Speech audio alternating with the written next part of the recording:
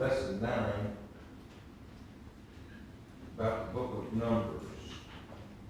Brother Sam actually has this divided up into 2 sections. You really not necessarily going to know other than this. We're going to go back to lesson 1. You're like, we're in the middle of Numbers. Why are we back to lesson 1? That's the only way that you will know that he's actually sectioned it out. But here in a few weeks, we will get to lesson 1, which will be the continuation of the book of Numbers into the book of Deuteronomy. The book of Numbers, again, written by the man Moses, as they were in the wilderness, as he is writing these things.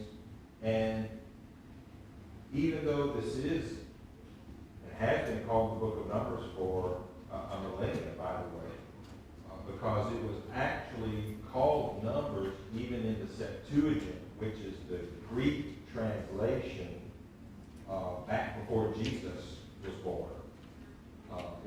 And that was called the Arithmoi.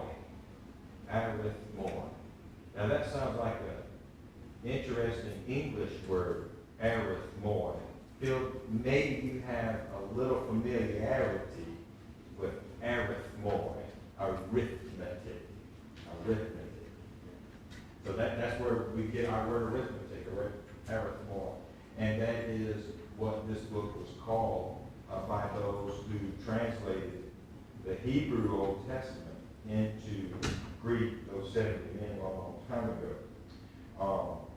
In the Latin, it's numeri, and yet the original was wanderings, because even though the first part of the book of Numbers is about the numbering of the people, the book of Numbers actually contains the wanderings. So Exodus is about getting out of Egypt and the beginnings of being a people. Leviticus is about establishing, okay, this is how God wants you to worship him. Here are, Exodus is given laws, but Leviticus further laws concerning how, people are to conduct themselves. It's the book of Numbers that actually orders up the camp and says, okay, this is where I want everyone to be. And then as we go through the wilderness, of course, God initially wanted them to go in right into Canaan. They didn't allow that, which also is contained in Numbers. But Numbers really is about the wandering in the wilderness, the sin that caused that wandering, and then as the children of Israel went through the desert area there, south of Canaan, and in the area of Mount Sinai. And so this 4th book of the Pentateuch, then being called Numbers, is an account of the first numbering of the soldiers, those men who would qualify to be fielded in a battle. And so, but really the book starts on the first day of the first month of the 2nd year after the people left Egypt. So now this is a whole year that the people of Israel have left Egypt. They're on their own. They're encamped around Mount Sinai. And now we have a numbering, okay, how many do we have ready to go into battle? And so God says, I want you to number the people. Now when God says to do something, he authorizes it. Is it okay to do it? It definitely is. But if he does not authorize something, is it okay to do it? Just because you want to do it? No. It has to be authorized. And so, further than that, just because God has authorized something in the past doesn't mean that it's always okay to do that. It depends on what it is. But typically, no. I mean, if there is a command to do something one time, here's the authority to do it. Let's do it just the way that he says to do it. I can't do it again unless it's authorized either in perpetuity or he gives me another command to do so. So just because God says, do this, doesn't mean that it is always for all time. Are we to receive the laying on of the apostles' hands today? Was that a command given by God in the first century? Yes, they were to lay their hands on the disciples so they could receive the gift of the Holy Spirit. It was a command. They had to do it. And yet, do we have that same command today? We do not. You see, it ended, as we see there in 1 Corinthians chapter 13. So, God did at one point say, Moses, I want you to number the people. And that's exactly what he did here at the beginning of the book of Numbers.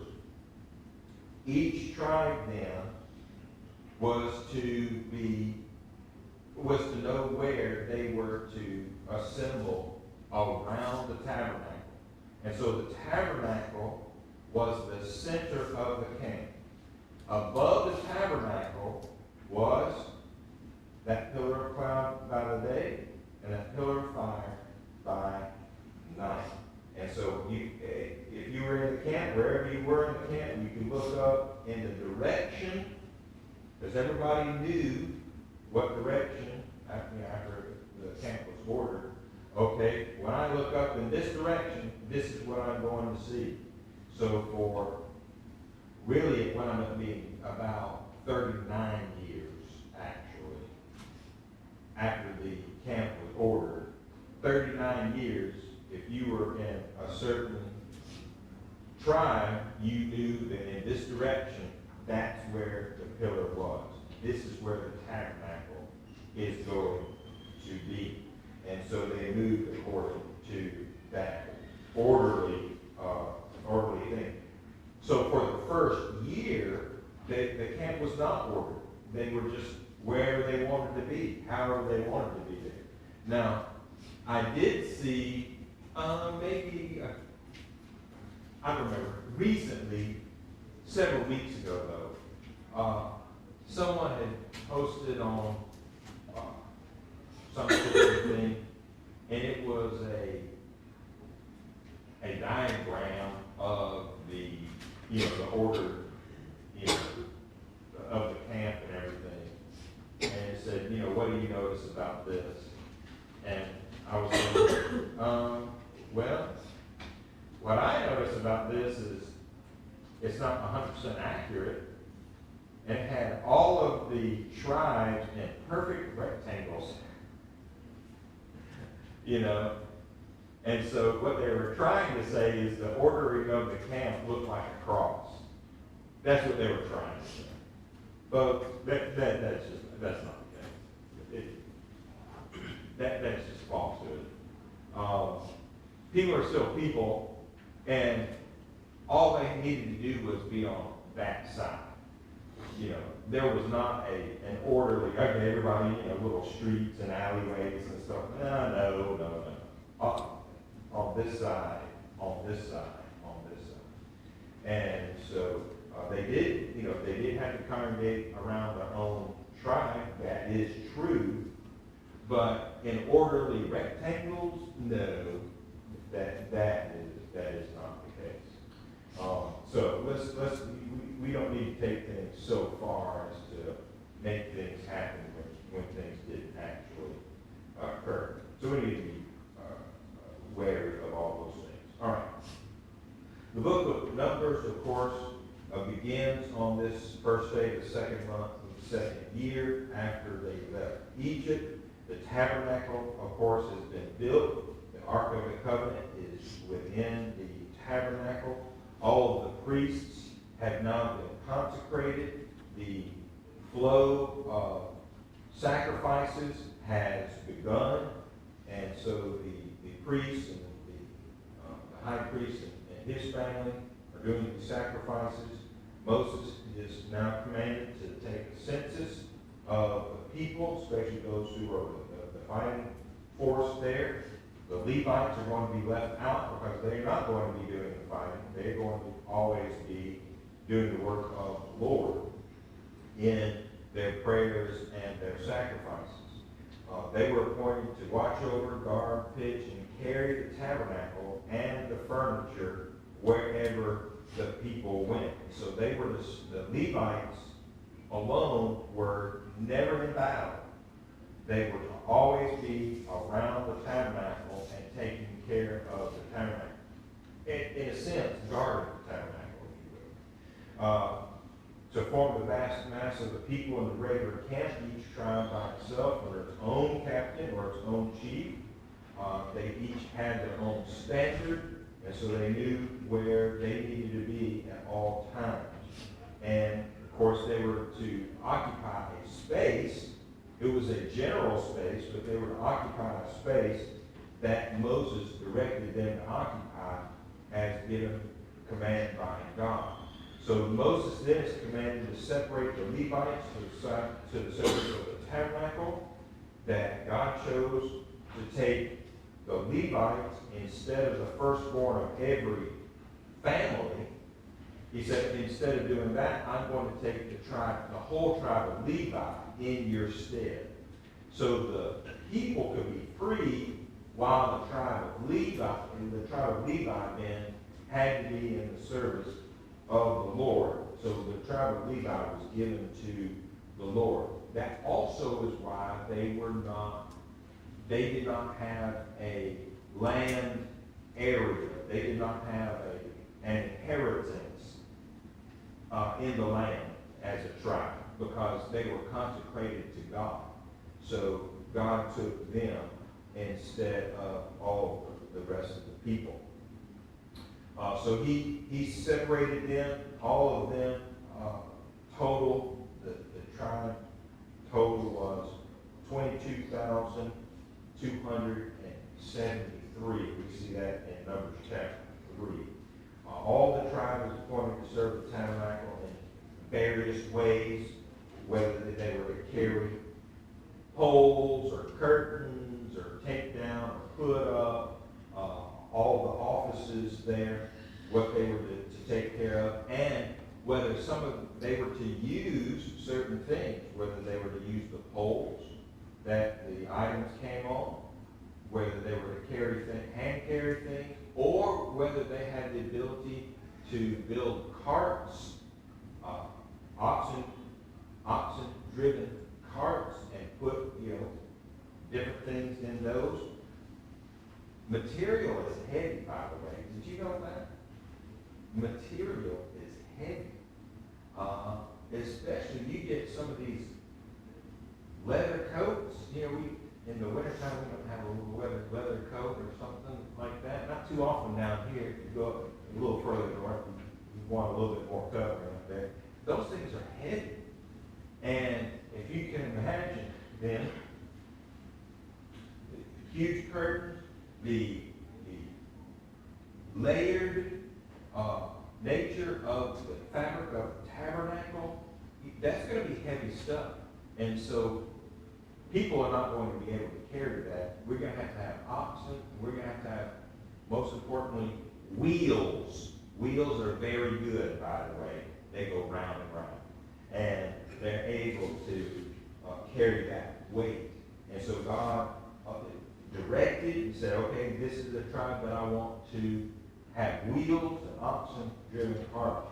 Now, when David tried to do that, he used oxen. He used a new cart. What was the problem? It was supposed to be carried by the Levites. The Ark of the Covenant was supposed to be carried, and that's true, by the Levites, certain family actually, but it was to be carried by poles. It was not authorized to be carried on a cart driven by oxen. Were other things authorized to be driven by carts by oxen? Yes, absolutely, they were.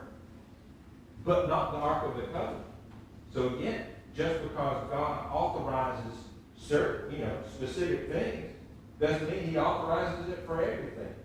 And so, that is a great lesson for us today, that, hey, he can authorize certain situations. That doesn't mean it's forever, for every situation. And so we have to be very, very careful of that. Let's see. Chapter 4, all the tribe is appointed to serve the tabernacle in the very offices. Chapter 5, God commands the Levites to purify the camp by the expulsion of every unclean person, and establishes, of course, earlier in Leviticus, we understood what some of those unclean things and issues were, right? He goes into, as we might say, gory detail. And so finally, in Numbers, we see the expulsion of some of these individuals, actually happening. And so that was obviously a very good thing.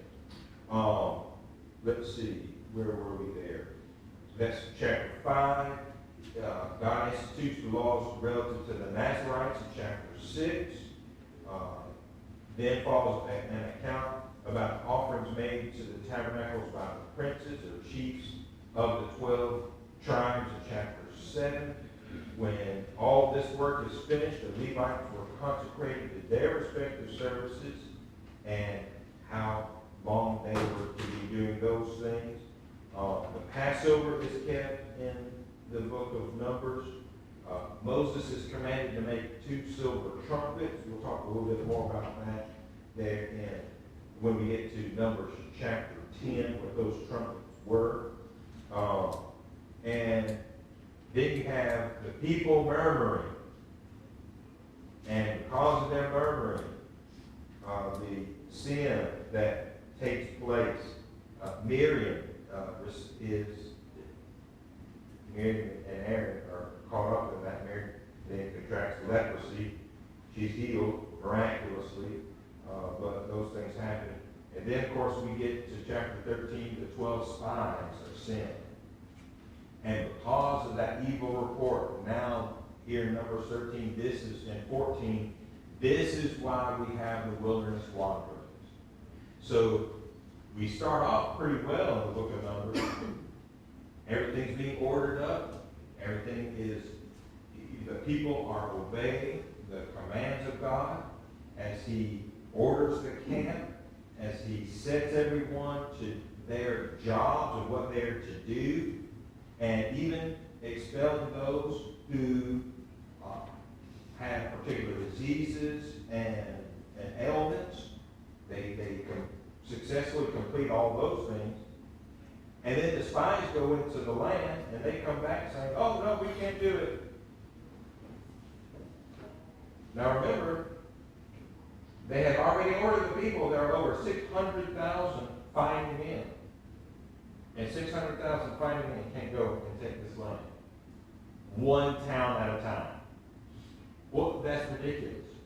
I mean, it's not like 600,000 fighting men are trying to overtake ancient Antioch, which was a huge city built on the escarpment of a great cliff.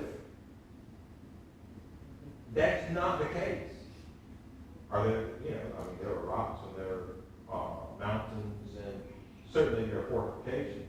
But we're talking about, Jericho is a small fortification. I mean, these are not very large areas. These are small areas. And so 600,000 fighting men, I don't care how big the people are. They're not 600,000 strong. And they do not have God behind them. So one man, actually, no man could take all those cities, right? All they had to do was obey God. But instead, they looked with their physical eyes and they held the people and the country. And instead of having faith that God was going to be with them and for them. And so Numbers is about, for the rest, from Numbers Numbers 14 to the rest of the book is all about that wandering and the complaining, the triumphs, and there are certainly some triumphs. The death of Miriam, the death of Aaron, all contained in this book. And so Numbers is, while Leviticus was God saying, okay, do this, don't do that, thou shalt not, thou shalt not, those commands and things are very dry from that point of view. Numbers is more of what we might think of as part of that story and has a little more action, if you will. And so that is good from that standpoint. Now, the first 3 chapters are in a sense, are a little bit more dry as God continues to order up the people and say, this is how I want you to behave, this is what I want you to do, and here are the tribes and the heads of these tribes, and order yourselves up concerning that. Now, Numbers 1 and verse 2, take ye the sum of all the congregation of the children of Israel after their families, by the house of their fathers, and the number of their names, every male by their polls, 20 years and up. And so he's going to number the fighting force there, each one. And so we have all the names. Here's the tribes, and here's the names of the men that are going to be doing this. Verse 16, these were the renown of the congregation, princes of the tribes of their fathers, heads of thousands in Israel. So these are well-known individuals by their families, by their tribes. These are leaders of these tribes, and others, everyone respects them and comes to them in a way that of respect and desire to listen to what they have to say. And so the sum of the people is given. Men are listed to assist Moses because of their positions in the tribe. All the tribes are listed, verses 17 all the way down to verse 46. Even all they that were numbered, 603,550. So over 600,000 men over the age of 20 that would be able to carry sword and spear and shield and enter into a battle situation. Obviously, the Levite men were excluded, as we've already talked about. So the instructions in chapter 2, that was the numbering of the fighting force. Then in chapter 2, we now have, verse 2, every man of the children of Israel shall pitch by his own standard. So before, it was more loose. God had not given a law concerning or command concerning where anybody should be. So they're just wherever they want to be. Because where there is no law, there is no what? Where there's no law, there is no sin. That's right. We don't have a law. Then anything goes. I don't have a law as to where I can be, where I must be. So if there's no law, then anything is authorized. So you can have tribes scattered, all tribes scattered throughout, everywhere. But now there is a law. Okay? Reuben, this is where I want you to be. Simeon, this is where I want you to be. Tribe of Levi, this is where I want you to be. And not just that, but this family over here, this family over here, even for Levi, it got even more specific, did it not? It did.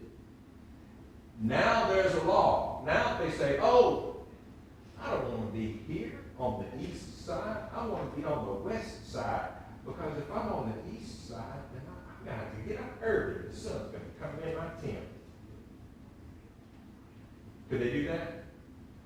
They could before, but after they were ordered, no, God said this is where you were to be. And when that authority is given, that command is given, now sin is a possibility because there's authority given there. All right. Who's on the east, verse 3, on the east side, rising of the sun, Judah, nation of the captain of Judah, and his host, all of them, and Issachar, there, and Zebulun. So they are on the east side. There on the south, in verse 10, is, of course, you have Reuben and Simeon and Gad. And then on the west side, in verse 18, you have Ephraim and Manasseh and Benjamin. And then on the north side, verse 25, you have Dan, Asher, and Naphtali. Now, that's interesting, you have 12 tribes that are given. But wait, you have one tribe that's around the tabernacle, that's Levi. How is that possible? There are only 12 tribes. What are we missing? What do we always have to remember? How many sons did Jacob have? 12. And we have 4 sides, and there's 3. That's 12. But then we have an extra. How did we get the extra tribe? Joseph, that's exactly right. See, Joseph isn't named. Because actually Joseph has not one, but 2. And who those 2 sons were? Manasseh and Ephraim. Good job. Good job. Manasseh and Ephraim. That's right. That's right. So when you see Manasseh and Ephraim, that's Joseph. So he's not represented in name. His sons then represent him. So when it says the 12 tribes of Israel, and you're counting them up, you're like, well, there's 13. No, there's still just 12. There's still just 12. It's just that Joseph got the double portion. And so his sons, Manasseh and Ephraim, then take his name. So let's not forget about him. Okay. Chapter 2. Chapter 3. Now we have the generations of Aaron, Moses and the day that the Lord spake with Moses and Mount Sinai. These are the names of the sons of Aaron: Nadab, Abihu, Eleazar, Ithamar. These are the names of the sons of Aaron, the priests, which were anointed to be consecrated to minister in the priest's office. But, verse 4, what happened? Nadab and Abihu died before the Lord when they offered strange fire before the Lord in the wilderness of Sinai. And they had no children. Eleazar and Ithamar ministered in the priest's office in the sight of Aaron, their father. And so we had a retelling, very briefly, but a retelling of those events that were told to us in Leviticus about Nadab and Abihu. And he even reiterates here why they died. And why did Nadab and Abihu die? They offered what kind of fire? Strange fire. Does that mean that they offered a fire that wasn't yellow and orange? Is that what that means? They offered blue and white fire? No, that's not what that means. It means they offered fire that was unauthorized. God authorized that the fire be taken from the altar. They took fire from another source and put it in their censers. And because they did something that was not authorized in worship to him, then he, in a pillar of fire, destroyed them, killed them, because they did something that was against what he had authorized. And so they were no more. Well, they didn't. Now, it doesn't say that they weren't married. It says they didn't have any children. I don't know about their marriage situation.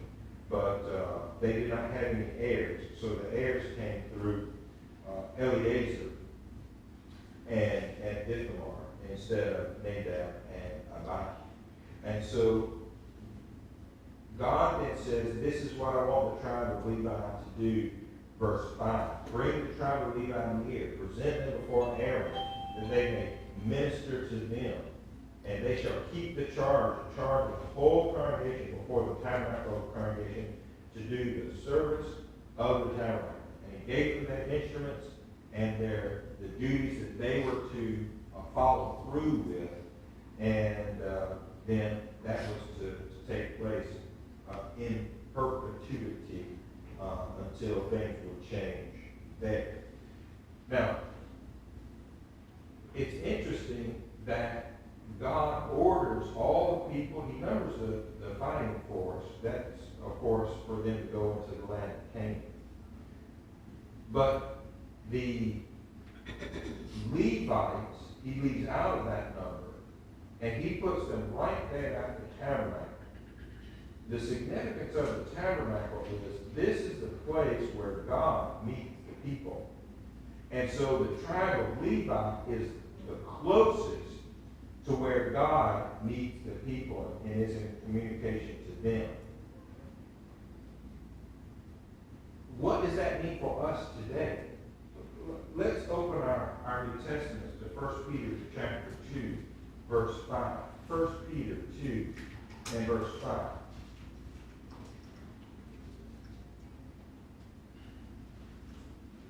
Now, there are other religious groups that have a separate priesthood from what they might call clergy and laity. So there's a separate priesthood order from the rest of the members. But is that the organization of the New Testament church? What is Peter, who supposedly is the great pope and leader in the first place? But is that what Peter says? Well, let's read what he says. He says, ye also, all of you, he's talking to Christians in general, Bible. You are lively stones. You are built up a spiritual house, a holy priesthood, to offer up spiritual sacrifices acceptable to God by Jesus Christ. All of you are priests. All of you offer up spiritual sacrifices. And when you offer up a spiritual sacrifice, guess what God does? He accepts them. You do not need to go through another human being to access God. You see, the Levites were there so that the people could access God. We, as Christians, are all priests and have access to God. Now, just like those priests, they did have to rely on a high priest, did they not? And we too have to rely on our high priest. But our high priest is that mediator between us and God, that is Jesus Christ. And so we go and we offer our spiritual sacrifices, prayers primarily, to the Father, and he accepts them through the mediation, through the high priesthood of Jesus. And could Jesus be the high priest in the old law, under the old law? No. No, because Jesus came from which tribe? Which tribe was Jesus born in? Judah. He was born in the tribe of Judah. He's the Lion of Judah. So he could not be a high priest under the old law, under the law of Moses. Because who did the high priest, from what tribe did the high priest come in the old law? From the Levites. That's what we've been studying. But Jesus came from the tribe of Judah. He cannot be a high priest under the old law. God cannot contradict himself, folks. He can't just arbitrarily rewrite laws that he has made. Here's my law. Concerning this, it is true. It is as I have made it. Just because Jesus is of the tribe of Judah, oh, it doesn't matter. Just overlook that. No. because Jesus is now high priest, what had to happen to the old law? It had to be replaced. It had to be replaced. That's exactly right. So Jesus is not a high priest after the order of Aaron, but Jesus is a priest after the order, Hebrews chapter 7, after the order of Melchizedek. Oh, you remember Melchizedek. If you need to write it down, I would do it. M-E-L-C-H-I-D. B-E-C. There it is. Melchizedek. So Jesus is after the order of Melchizedek. How important is each Christian? Let's go over to Acts chapter 6. Go with me to Acts chapter 6. There, verse 1. In the very beginning, or toward the beginning of the establishment of the church, that was Acts chapter 2. Now everyone's a royal priesthood. All are priests. All are important. There's no minor character in Christianity. None. Notice what he says here. We look at the physical, but brethren, let's look at the spiritual aspect of this. And in those days, when the number of the disciples was multiplied, there arose a murmuring of the Grecians against the Hebrews because their widows were neglected in the daily ministration. Then the 12, they called the multitude of disciples too and said, it's not reason that we should leave the word of God and serve tables. Wherefore, as a result, let's conclude, brethren, look ye among yourselves, 7 men of honest report, full of the Holy Ghost and wisdom, whom we may appoint over this business. We look at the physical aspect of this, and here are Hebrews and those who have come into the Jewish faith as strangers, and now everyone has left the Jewish faith, and now they're Christians. Well, there's some problems there. There's some bumps in the road, if you will. But the apostles didn't say they don't mean anything. That's not our problem. We don't need to take care of them. They're insignificant. That's not what the apostles said. As a matter of fact, the apostles say, you know what? You're right. They need to be taken care of. Why? Because they are just as important to the Lord as anyone else. And so, yes, their physical needs to be taken care of.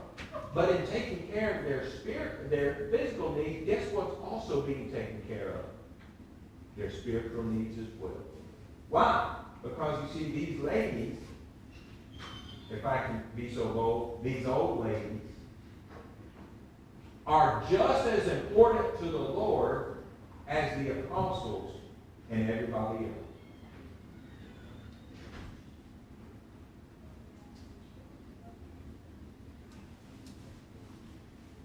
The Lord takes care of his people. And there is no system, there's no institution among men greater than the Lord's church. Because the Lord's church, when it does just as the Lord says to do, takes care of every individual. Every single one. It doesn't matter where you come from.